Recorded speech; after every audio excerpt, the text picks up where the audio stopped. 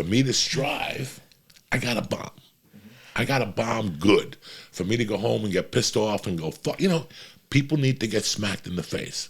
There's some people that don't react well. Like, you see them in a fight, they'll go into the first round in a UFC fight, and they get beat up and thrown down. Then they come out the second round, they start smacking motherfuckers and throwing them out of the cage.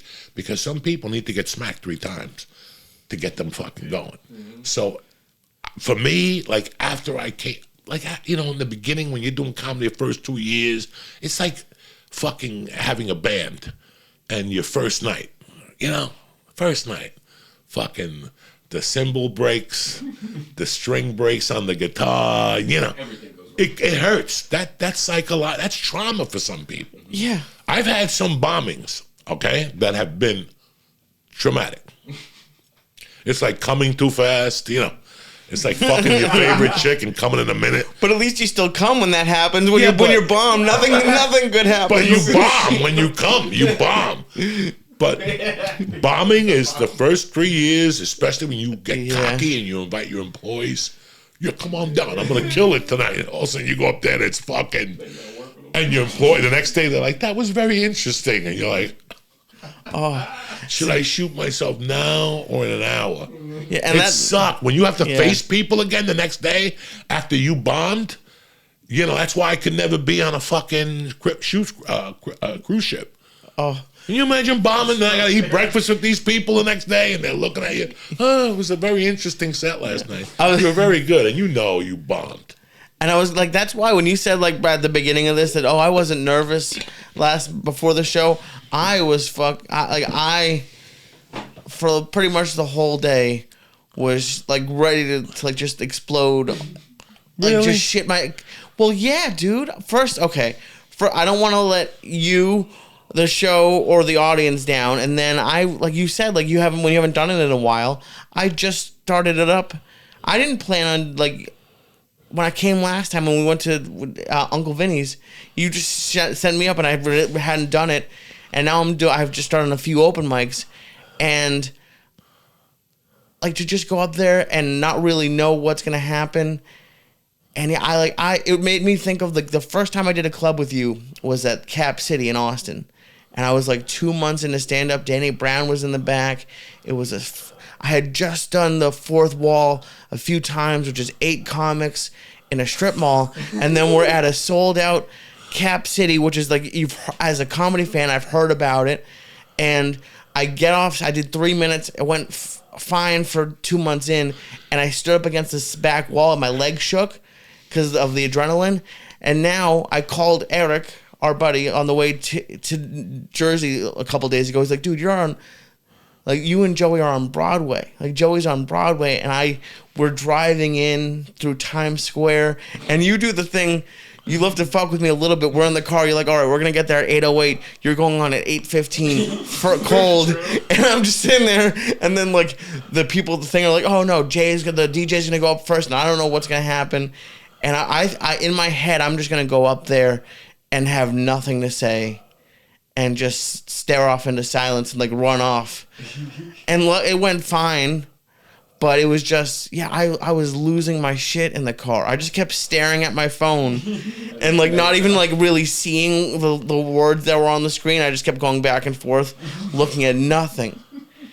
And oh my God. But then you, like Ari, you, Matt Fultron, all you guys destroyed it. So, but yeah, I was petrified I was going to bomb. I was petrified I was going to bomb until I looked at my material. And let me tell you something, guys. I didn't do 30 minutes of material last night that I had planned. I got off at 45 minutes because I thought it was union. Next time I'll do an hour. I thought. They don't care? No. He told me nice. you have the whole night. I didn't know. I thought we had to get off at 10. Yeah. So I set the alarm for 10. I saw you set your alarm. Yeah, I never set my alarm, but I wanted to because it's New York. It's a theater. I don't know if they're union. They fucking dog after the fucking union. Yeah. 1 minute late, you get charged like double or $2,000 an hour or something like that. I got to have the electrician unplug it for $250, and then look at his assistant who gets $125, and then they got to plug it back in for $375. Guys, if you get that job, Take it. Take it. $375 to plug in, $250 every time you plug. That's it. Just plug it in, $250, and the assistant that's watching them gets $1.25 to watch them, to witness it. So we're in the wrong fucking business. But no, yesterday on comedy days, listen, I was a little worried. Let me tell you what my problems are. I don't like doing comedy with my family around. Right. The day of, because I got to be involved with them. So yesterday, that's the only thing that had me a little, that they're around. But then I went to the softball games. Yep. And the fucking softball games were great yesterday. Yeah. Lee got to experience the fucking softball games. Tell them what they brought to the softball games, dog. Oh, what didn't they brought? They catered a double header. We cater a double fucking header, guys. They brought sandwiches from a place. I'm going to tell you what the name of this place is. Fucking unbelievable, these fucking sandwiches. The name of this place it's a Brooklyn place, but they fucking opened up in Staten Island. The name of this place is Royal Crown Bakery, 1350 Highland Boulevard in Staten Island. Guys, these fucking sandwiches, you know a place is really Italian when one of the sections is, the menu is prosciutto and, you got prosciutto with capicola and supersat and salami but this was the one that impressed me. They have a mortadella section.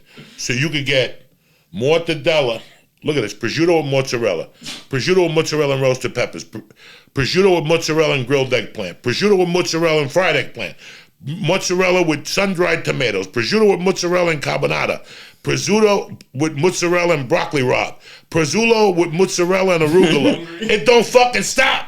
Mozzarella, capicola, supersad, but mortadella with mozzarella. Fucking mortadella with mozzarella and roasted peppers. Mortadella with American cheese. Ham, that has a whole section. Grilled chicken. They got fried chicken sandwiches with mozzarella and roasted peppers. This place is fucking sensational. One of the moms catered it for us. She got me and Lee an Italian fucking sandwich that was sensational. But tell them the clinker of the fucking day. They brought chocolate bread. Listen, I don't know who invented chocolate bread.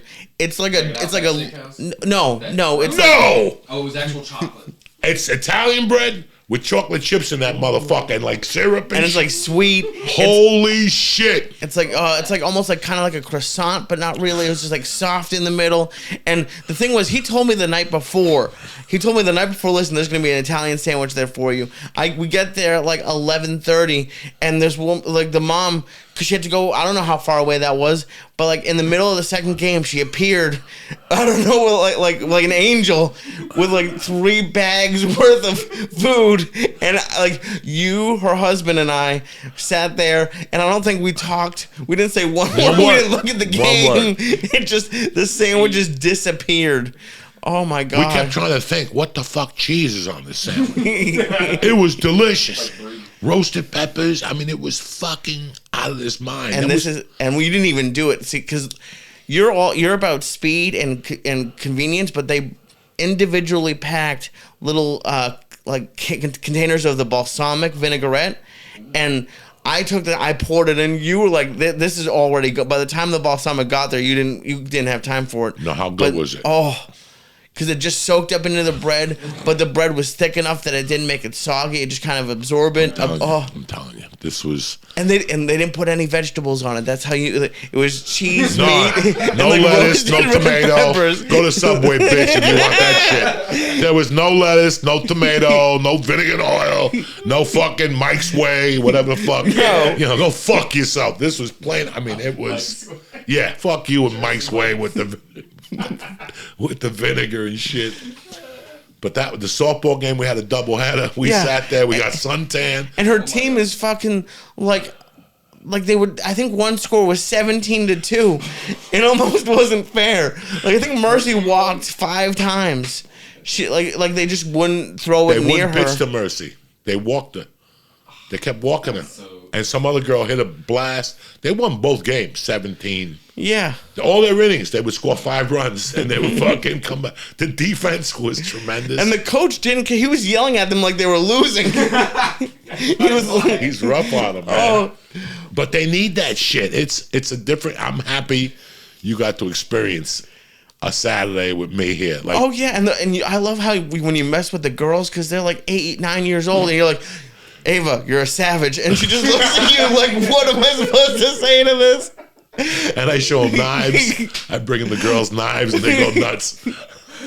I wasn't gonna say that part of that. I didn't know if that was out. Yeah, you took it out, and one girl was like, "I don't think you're supposed to have that." You're like, "Don't worry about it." I take out this big knife and I go, girls, this is your good luck charm. Let's go out there. Let's fuck these motherfuckers up. They're like, yeah. Uncle Joey, do you have the knife? Yeah, I got the knife. And then, like, everyone's paying the kids for a home run. It felt like it was like Jersey. Like, every home run, the kids got like a $20 bill. And then, like, they got since they won, didn't they get Carvel or something? Yeah, they went and got Sundays. It's across from Carvel. This place is fucking tremendous. And then little Joey came, and I give him $20 a week. Oh, my God. Everybody, these little kids get $20 from me a week. If he plays football, I give him a 20. If he throw, he plays flag football, but he tackles motherfuckers because he's little Joey's my dog. So I always said, "How many flags you got?" I got 8. How many tackles? 3. Okay. He scored a touchdown. So for every touchdown, I give him a 20. If he gets 4 flags, 5 flags, I give him 10. If he gets 10 flags, I give him 20. Jesus. And that's the deal we have. And every time he sees me, he just goes in my pocket, give it to me. Give it to me. Give it to me, Uncle Joe. He came up, he said, money. Money. Yes. Oh, my God. It's a different world, man, you know, and I'm happy you got to see it. I know Michael has seen it, like, you know. Soccer game Saturday. Oh, do you? You had your first soccer game. Yeah, it's, guys, you know, you think about it. Like, listen, I never thought I would watch girls softball. It's just not something that Uncle Joey would do. In fact, when I went to my father-in-law's, he was watching girls softball, and I said something to my wife, "What's wrong with this fucking guy watching girls softball in the afternoon?" And now I fucking live for it. I mean, I don't watch it on TV. Yeah, I was gonna say you're not. No, I go you to my have a daughter's family, game. you have a daughter playing there. It's not like you're not watching like on ESPN2. But it's like you always hear about like work-life balance. Like you have work-life balance now. I didn't have it before, guys. And I had no balance. I had no balance in my life at all. And I didn't know what balance was. We don't get raised to have balance. We get raised to fucking succeed. We get raised to make it happen.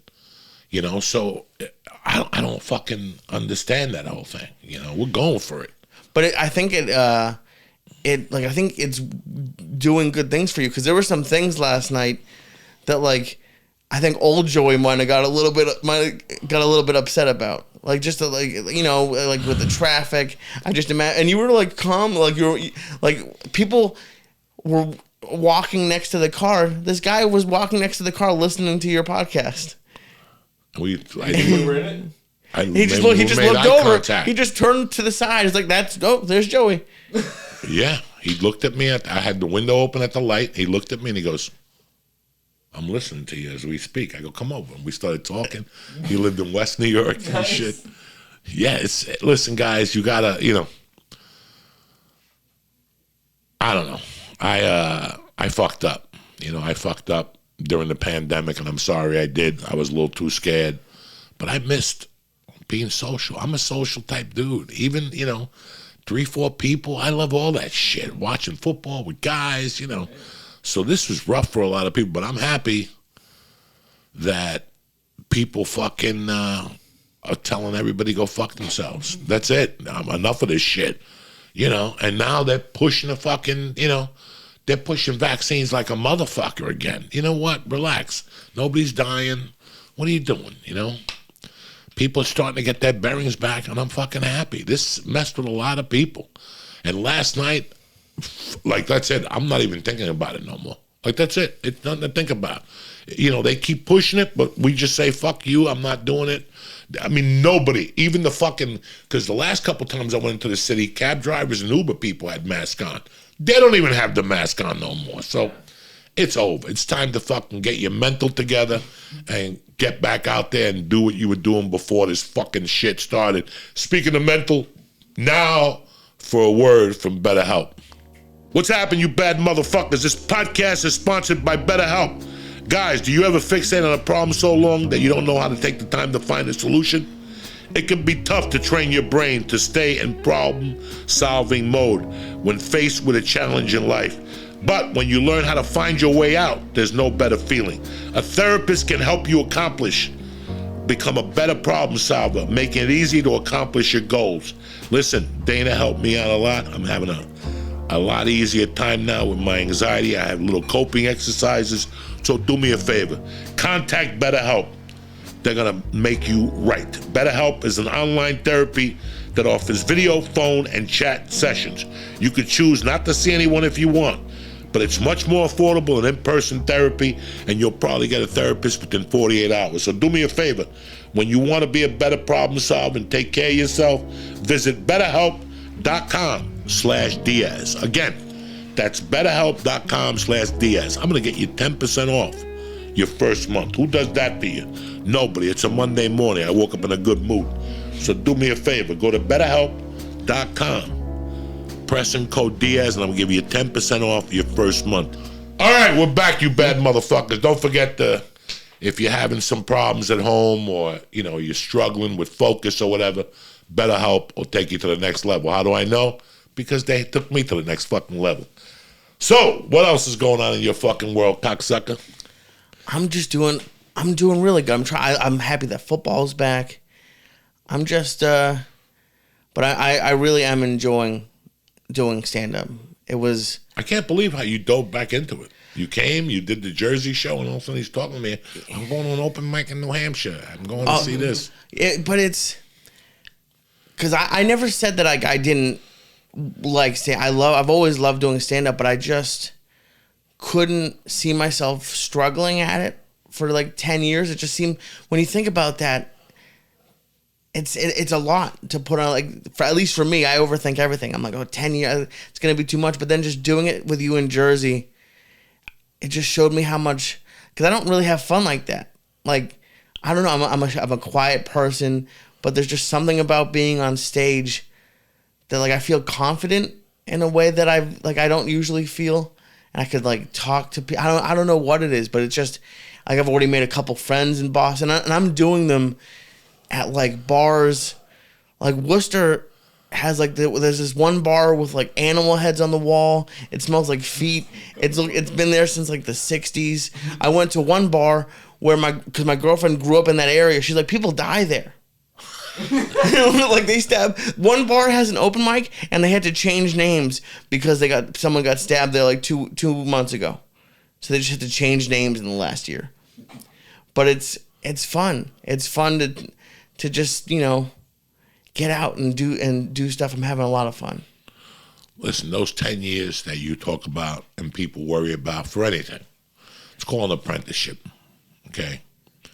And no matter what you do, they're going to take years off you. No matter what you do. If you play the piano, you play the guitar, if you draw, whatever the fuck you do, they're going to take years off you. It's going to cost you somewhere along the line. But while you're doing it, you don't look at it that way. So if you're at home and you're thinking about doing stand-up or joining a band or whatever, don't worry about that, because when you're in it, you're in it. You're not, when you see fucking Matt Fultron last night. Mm-hmm. Matt Fultron has been working hard for 15 fucking years. He's not thinking about it. He's a fucking working comic, but in the back of your mind, you know that day could come at any minute. That somebody could see you, you could do a fucking video, because you don't know what it's going to be, guys.